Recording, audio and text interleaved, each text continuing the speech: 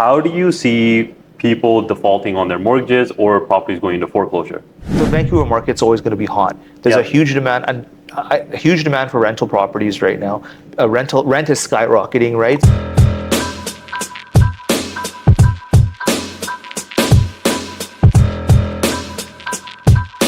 What's your 5-year outlook on real estate in Vancouver in the Lower Mainland? I know you're gonna Because Fraser Valley. I know you're gonna make me ask a question like that. That's the number one question. I don't know, man. I was waiting to ask. I'm not a realtor, right? But I still see the market's still going to stay stable. I don't think it's going to collapse. It's not going to. The Vancouver market's always going to be hot. There's a huge demand and a huge demand for rental properties right now.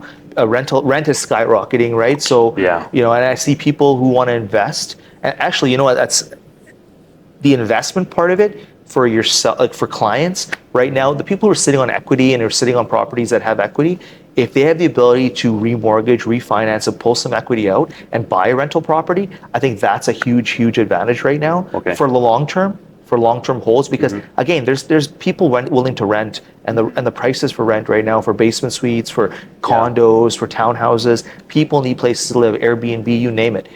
So I'm always looking at rental properties as, even if you're putting a few $100s out of your pocket, let's just assume that the rent doesn't cover it, or you have an additional expense or strata fee is a little bit high.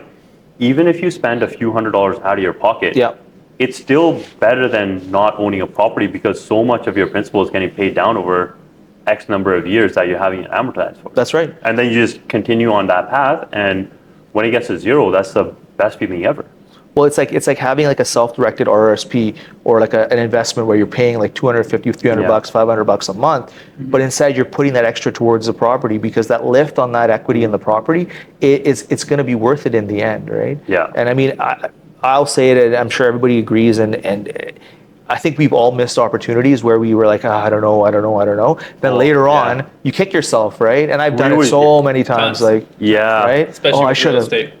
Especially in your business, you're probably like, I should have done it. I should have made him. I should have, you shoulda, coulda. Yeah. But I mean, you'd probably like go insane if you kind of like kept thinking about it all the time. It's too much, because then, everybody's going to be in the same mindset. So that is one aspect of it. Just outlook looks good, right? Best time to buy real estate is yesterday, if not today, and just watch it appreciate, right? Or have it paid down. Now, the second kind of follow-up to that is, how do you see people defaulting on their mortgages or properties going into foreclosure? I have a lot of clients asking, Karn, we're going to wait until properties go into foreclosure and we're going to pick them up for a steal of a deal. How likely is that? You know what? Here's the thing, and I one of my good friends, and he's retired now. He's a foreclosure lawyer in Vancouver. He's probably one of the most well known. And his philosophy on this is that he said he will definitely see that. But the thing with this business is that the real estate market is very strong in BC, right?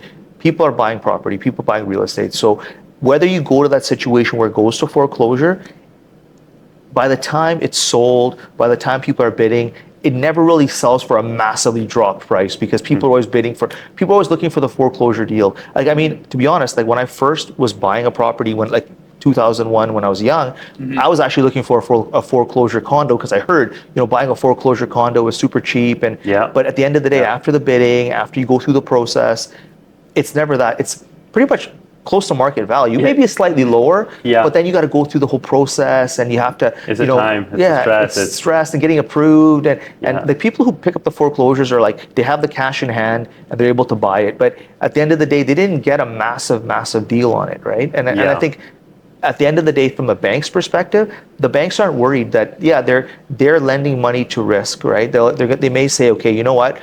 We're going to go to 80% traditionally on this property or on this client, but because of their risk situation, we're going to go maybe 65 or 75. Oh, so you're just shelling out more cash? Correct, shelling out more cash, but from a risk point of view, if they sold it, because here's the thing, foreclosure is all about, from a bank's point of view, it's all about forced sale, right? So forced sale meaning that in a situation where the bank has to recoup their money, has to be sold in a quick period of time, within 30 days. That's how they look at it. Wow. So within 30 days, if they can sell that property, how much are they going to lose? So they got to pay the realtor, they got to pay the depreciation, the forced sale costs. Yeah, they have to cover this and then the legal bill. All that stuff costs money, right? So at the end of the day, if the bank says, okay, well, if we're going to go to 80%, then all of a sudden we have to foreclose. It takes a while to sell that property. We've got to carry the cost on that, carry the interest on it, carry the legal bill on that, have to pay all these fees, and then it doesn't sell. Let's say it sells for, like, it could be sold for, $500,000, but because of that situation, they're trying to sell it quickly. They let it go for $450. The bank loses. The bank doesn't want to lose money, right? That's the main thing. Right. So at the end of the day, it's all about what the bank's comfortable for. This country's great about that because number one, BC is the laws in BC. It takes there's a period of time where the client can recoup or pay the mortgage, pay their arrears back. Yeah. That's usually a 1 year period. So we're very good. In fact, one year. Yeah, of arrears. Yeah, 1 year. But it's got to come in as a lump sum, or they can pay in chunks, but it has to be brought up to date. Okay. So a client can actually walk up in the very last day. The very last day before it goes to court, they can come in and pay that payment up to date, and they got to go through the whole process all over again, right? So we're in, Ontario is completely different. It's seize or sue. So either you don't pay within, they can issue it within 7 days. Right. So do you think because of that we're going to see more of a correction in those kind of markets like Ontario? I think so. Yeah, it's happening right now. Really? There's a lot of foreclosure happening right now. People are stuck. People are in private financing. People are trying to liquidate properties which aren't moving, and the market has dropped. Right. So there was a lot of people who are overextending themselves, buying multiple properties. Now from having a smaller payment, they're having a huge payment, and they can't afford it. Right. So. Right.